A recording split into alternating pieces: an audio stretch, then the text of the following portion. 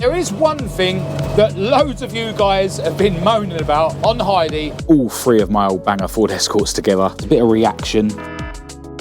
This vacuum thing on the side of the Dizzy. We'll come back to that in a minute. After a bit of research, I realised that I was at fault. Yeah, it's not bad.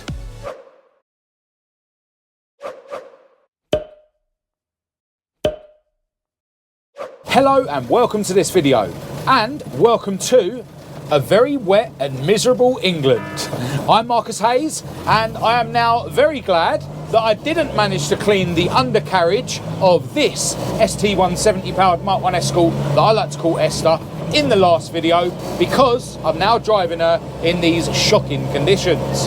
The weather forecast said that it was going to brighten up, and I have been waiting indoors today to see if it would brighten up, but it's now 1:30 in the afternoon and I can't let the weather stop me making progress on my cars. Now, today's video is not about this car. As I mentioned in the last video, this video is going to be an update on everyone's favourite, well, my favourite hearing aid beige model Mark 2 Escort that I like to call Heidi. Now, there is one thing that loads of you guys have been moaning about on Heidi, so I'm going to get to the garage and I'm going to try and improve that part of Heidi off camera before I start with everything else I've got planned, and hopefully by then the weather will have improved. Well, I've actually been around here quite a while, and unfortunately it's still raining. It's very light, but yeah, the rain hasn't stopped. But we can't control the weather and we will crack on regardless. I do love getting clips of all three of my old banger Ford Escorts together, even if it is like today with Heidi inside the garage. As I mentioned at the end of the last video, since the last video on this car, I have finished doing the valve clearances and I've got the rocker cover screwed back on, and the HT leads are now on their correct spark plugs. These spark plugs are actually just in there temporarily to keep the dust out. They're the ones that came with the engine. I will be replacing those. And one of you guys mentioned that you were worried about the spark plugs being able to earth against the block or against the cylinder head because I've painted it. But both times that I painted this cylinder head, I did mask up those spark plug holes, so that will be absolutely fine. But one thing that loads of you have been banging on about is how untidy Heidi's brake lines were. Now, I've spent quite a lot of time today trying to tidy them up as best as I can. I do feel like, you know, these ones down here are just going to be hidden by the air filter. They don't matter too much. I'm kind of annoyed at how much you can see this line when you've got such a puny engine fitted. But yeah, I've spent some time today trying to tidy things up. I've put 2 clips down there. It's basically 2 of these which have been riv nutted to the inner wing there with an Allen key bolt, and that was actually a bit of a nightmare because my riv nut gun broke after I'd drilled a big hole for the riv nut. Basically, this little bit in here that screws into the riv nut gun is able to sort of slip inside. So, you know, when you pull the trigger, it's not putting any pressure on the riv nut. So I basically had to put this washer on there to make it work. But I was kind of scratching my head for ages, wondering why it wasn't working before I figured it out. But yeah, got the job done. It was really difficult to get the riv nut gun off afterwards as well, because, you know, it's in here, and as you're trying to unscrew the mandrel thing out the back of it, the sort of the handle is opening up and getting wedged on the Dizzy and whatnot. But yeah, got it done. So yeah, got the brake pipes fixed to the inner wing down there. I did try and tidy them up over here as well. This line I actually pulled off and neatened this up. It's not perfect, so apologies for you guys that have got OCD, but it's not something that bothers me, if I'm honest. You definitely can't see them from the driver's seat. I was kind of thinking that I could use one of these to sort of just attach 2 of them together, but what I'm thinking is, you know, these 3 lines are all attached to the master cylinder, so they're rigid there anyway. And yeah, I've just got the 2 lines attached down there. I still need to bend this pipe so that it aims through that hole. That will of course hook up to the flexi, but I couldn't find my little handheld pipe bender, and when I'm doing sort of tight 90-degree bends, I like to use that, because if I get a kink in the line, I'll have to start again. Over here I've got another one of those things, but I was going to rivet it to this sort of bracket, which has got a hole in it, but I'm holding fire at the moment in case I find the correct clip for it, but yeah, you can see that once that's attached, that'll be fine, and I don't think I need anything here, you know. It's not much distance from there to there, and when that's hooked up to the flexi, that'll be attached to the inner wing anyway. So yeah, spent ages trying to tidy the brake lines up. They're not perfect, but they are a bit better than they were, and as I say, you know, because I'm running the original air filter and stuff, you're not going to see them. Alright, so over here I've got a few bits that I brought from home today. This is of course Heidi's air filter box, and this bit at the end was very rusty and very orange, and I gave this a quick prep and a paint in my shed. I'm not 100% happy with it, and I am going to redo it. You can probably see there that there's a bit of reaction. I had two different companies satin black paint in my shed.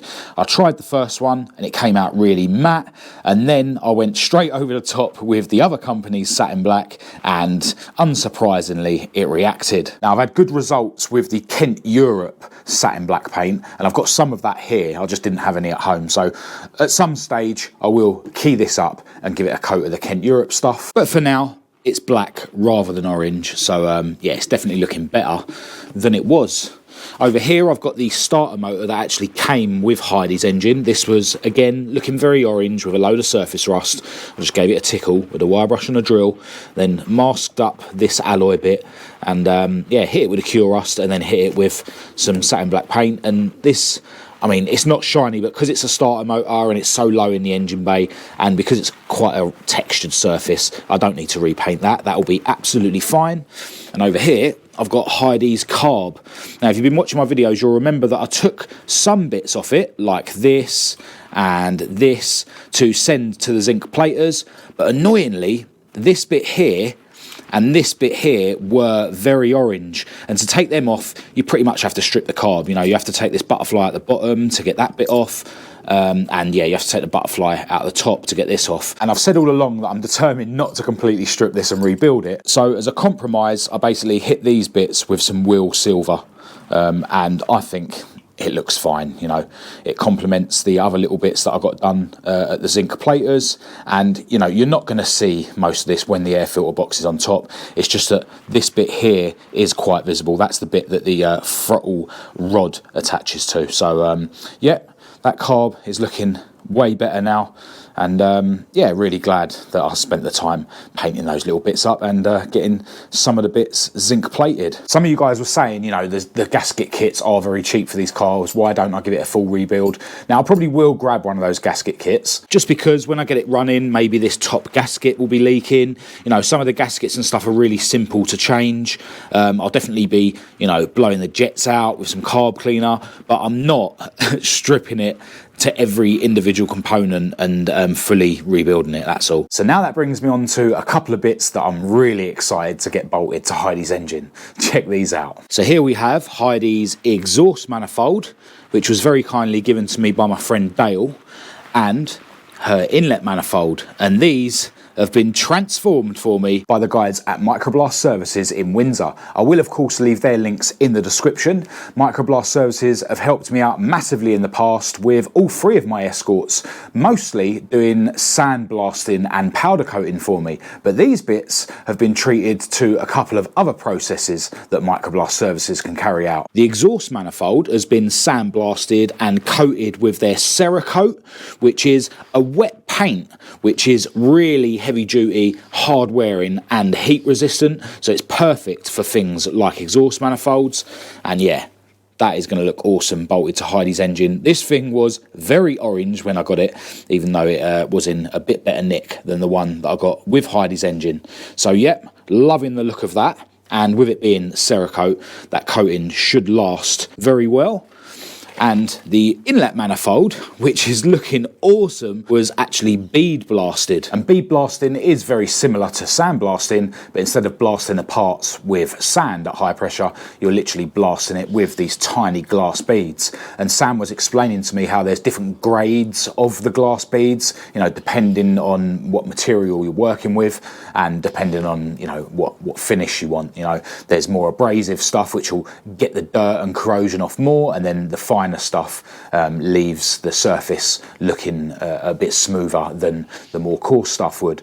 And yeah, it's just cool how through their years of experience at Microblast Services, they know what tricks to use with whatever parts, you know, they're working with. They work with a wide range of bits. It's not just car bits, you know, they do like garden furniture and stuff like that. But, you know, every time I go down there, they seem to be sort of blasting and powder coating rocker covers from Ferraris, for instance. There was even one of my followers that went all the way from Belgium to Windsor to drop off some bits to get sandblasted and powder coated. So Microblast Services really are big in the game. They're really good at what they do, and I want to send a massive thanks out to the guys at Microblast Services for helping me out yet again. Now, since I got this inlet manifold back from Microblast Services, I have actually hit it with some 1K lacquer, because I'm hoping that that means it's going to stay looking cleaner for longer. It looks awesome, and so does the exhaust manifold. So I think that's enough looking at parts and talking about them. Let's get these bits bolted onto Heidi's engine. First to go on was the freshly Cerakoted exhaust manifold, using brand new gaskets and freshly zinced hardware. Then I slid on the inlet manifold gasket and fitted the inlet manifold itself. At this point, I thought it was a good idea to torque up the manifolds to 18 foot-pounds. I slid on a brand new base gasket spacer thing for the carb, followed by the carb itself, which is held onto the inlet manifold by 2 nuts. I found some blind grommets which were a perfect size for my air filter brackets. So I drilled them out, which made them perfect for my air filter box. With the second air filter bracket attached to the inlet manifold, I could then fit the air box itself with a little help from my hammer. And then, seeing as the rain had stopped, I pulled Heidi out of her garage so that I could have a better look at her now way more complete crossflow engine. The manifolds have transformed the way the lump looks, and I'm very happy with the progress. Alright, well, it's fair to say that the restored manifolds have made a massive difference to how this engine looks. You can really see quite a lot of the inlet manifold through there, so really glad that I had that done. And obviously the exhaust manifold is looking awesome compared to the orange state it was before I gave it to Microblast Services. And yeah, really starting to see the light at the end of the tunnel in terms of this engine now. The air filter, it's worth noting, I still need that rubber thing that goes here to connect the carb to the bottom of this air filter box. Unless I can sort of make something up out of rubber, not sure. If anyone's got one of those for sale, please do get in touch. I also need another one of these for the mount around the back there. But yeah, now I've got the engine to this stage, I'm starting to notice, you know, some things that I need to sort out. I'm actually really annoyed how much I can see this vacuum thing on the side of the Dizzy. Definitely going to have to do something about that. I think at the very least I could give it a sand while it's in situ and paint it silver with a brush or paint it black. But I think the proper way to do it would be to whip the Dizzy out and either get that plated or, you know, grind it with a wire brush and a drill and paint it properly. And while the engine's not running at the moment and it's not accurately timed up, you know, now would be the time to do it.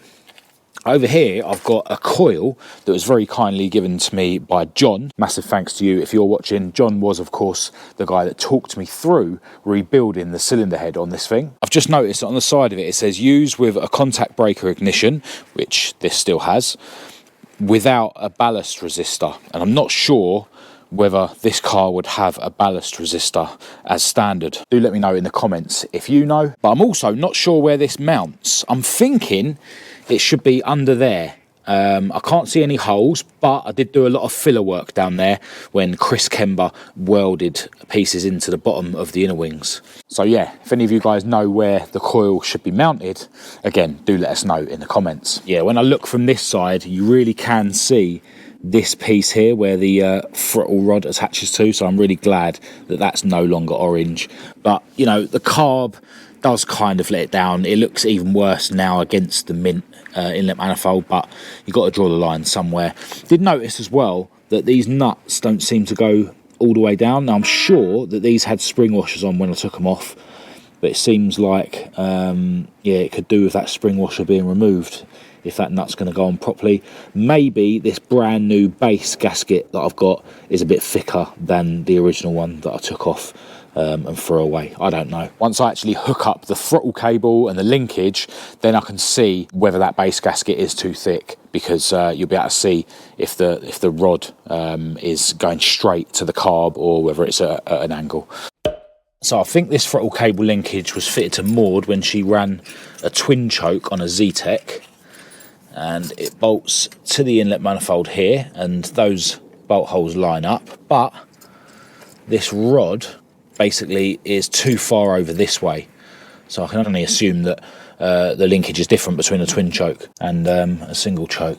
Now in this video I intend to fit this 4-speed gearbox to Heidi. Tomorrow I'm going to go and see Steve at Speed Shack in West Drayton, who is adamant he's got the correct clutch fork for this gearbox, and I'm assuming that this clutch fork is not the right one. So if I'm going to be fitting the gearbox tomorrow, that means that today is the last chance I've got to do something that loads of you have suggested that I do. With the wire brush attached to the drill, it was time to give Heidi's gearbox a very, very quick tickle ahead of a very, very quick paint job. After a quick degrease, I hit the box with some Kent Europe epoxy primer, just dusting it on, trying to keep it light and even. Once that was dry, I shot it with the Kent Europe satin black. I gave it one really light coat, followed by one really heavy coat. This was an extremely rushed paint job, but the gearbox looked a million times better. Hello, into a new day, and it's a beautiful sunny one, which means there's no worries at all about bringing Heidi out of her garage. Now, it's been a good few days since the last clip. It's now Tuesday, and I did come round here on Saturday after going to visit Steve at Speed Shack in West Drayton. I will leave Speed Shack's links in the description. They've got tons of parts in stock for old school Fords and other cars, and Steve is super helpful and very supportive about what I've been doing on YouTube. Massive shout out to Steve if you're watching. Now, I went to Speed Shack with the main intention of picking up a clutch fork for a Type 2 gearbox, and Steve was adamant that this is the correct clutch fork for a Type 2 gearbox, but we'll come back to that in a minute, because he had another couple of bits down there that I thought would be helpful. This is a water pump pulley for a crossflow, which, as you can see, is a perfect fit for Heidi's lump. Does need a bit of tidying up, but yeah, this will be looking absolutely mint very soon. But Steve also had this spares or repair ICH carb down there. This is the same carb that's fitted to Heidi, but it has something extra on it, which is this sort of adapter. And I thought that this might be what I need to attach the airbox to the carb, but alas, it's not right. Yeah. I was kind of thinking that maybe I could sort of drill 2 holes in this plastic air filter box base to mount it to those holes, but yeah, that's not going to work. So I think I do need to get the correct rubber sock bit or whatever it is that yeah, will attach this to my carburetor. So yeah, that's unfortunate, but what's also quite unfortunate is about this clutch fork. So when I got round here on Saturday, really excited to finally fit this gearbox into Heidi, I realised that this clutch fork that I picked up from Speed Shack is exactly the same as the one that came with this gearbox. And I know that Steve knows his stuff, so that confirmed to me that this clutch fork was indeed the correct one for the gearbox, which then made me start questioning the bearing that my friends at Burton Power sent me. It's still in the bag there. But after a bit of research, I realised that I was at fault, not anyone else, when it comes to the bearing, because that bearing that I ordered from Burton Power is listed as a Mark II Escort bearing, and Heidi's engine came out of a Mark I Escort, and this gearbox came out of the same Mark I Escort. So I needed a Mark I Escort clutch release bearing, and luckily I found one for sale on eBay, and luckily the company was only in Essex, and even more luckily they were open yesterday, even though it was Bank Holiday Monday, and luckily it does fit the clutch fork. Just like that. Happy days. I decided to double check that this clutch fork and bearing was definitely going to work on Heidi's gearbox, and it was. So I got Heidi jacked up, Then I grabbed the Kent Europe brake cleaner to give Heidi's gearbox a clean, to remove any swarf that might be inside the bell housing from the paint job prep. I then greased up the new clutch release bearing and the input shaft of the gearbox, fitted the clutch fork on its own so that I could get it onto the pivot pin, then fitted the bearing. The pivot pin was missing its anti-rattle sleeve, but luckily I had one in my garage and I was able to stretch it over the pin without removing it first. So no rattly clutch for Heidi. The problem with a painted gearbox is you can't just drag it along the floor to get it under the car. But luckily I was able to manoeuvre it into position on the trolley, and then I transferred it onto the jack, attached the bottom half of the dust shield to the dowels on the engine, and then carefully lifted the gearbox onto the back of the lump. I needed to slide in the top half of the dust shield, and with one of the upper bell housing bolts holding it in place, I could move on to the lower bell housing bolts, but there was a problem. The driver's side of the bell housing wasn't bolted up properly, which I thought was the sump fouling on the dust shield, but it was the two halves of the dust shield overlapping like this down here. I loosened off all the bell housing bolts, got the dust shield in the correct position and held it in position with this bolt, tightened up the other upper bolt to lock the plate in position, removed this bolt again and fastened up the lower two again. Then I raised the rear of the gearbox up and bolted in the gearbox mount, and there it was, Heidi's gearbox was finally fitted. I moved on to the starter motor next, and once I'd greased it up, I slid it into position and bolted it to the bell housing with the 3 bolts. I got a brand new starter solenoid off of eBay, which I assume goes here. I scratched away the paint from one of the screw holes, because apparently the bracket is its earth, and I used a star washer on the screw for that hole. The star washer goes between the solenoid and the body, and when you do up the screw, it bites into the bare metal. The starter motor wire had a terminal missing from one end, so I crimped on a new terminal with my hammer, and I even added some red heat shrink to make it look super professional. I attached one end of the wire to the starter solenoid and the other end to the starter itself, and then this red and black wire, which is the trigger for the starter, goes on here. The terminal underneath, I believe, is a power for the coil when you're cranking.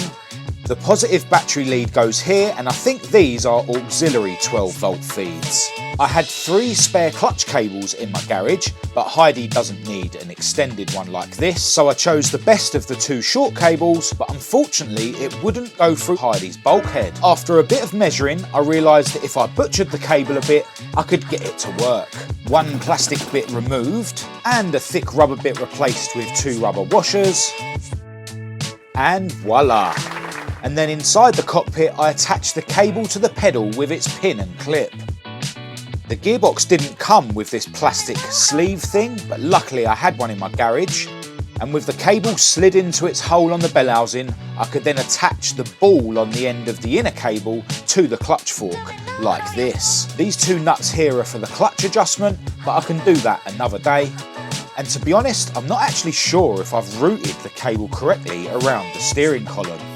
I wanted to fit the Speedo cable, but the only one I could find in my garage was this extended one for a Type 9. But there we go. After going all round the houses trying to sort out a clutch release bearing, Heidi's gearbox is finally fitted. Happy days.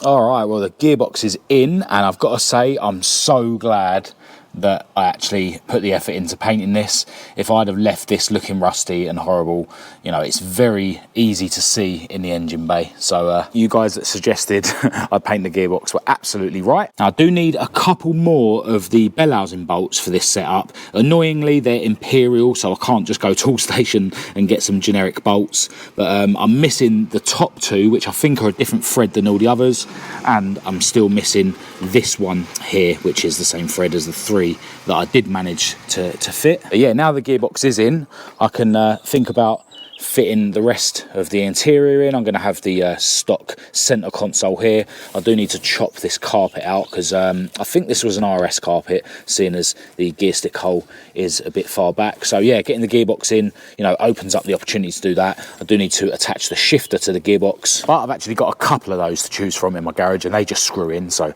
that'll be simple. One thing that I keep forgetting to mention in these videos about this thing is that me and my beautiful girlfriend Kat recently came round here and aligned the doors up way better.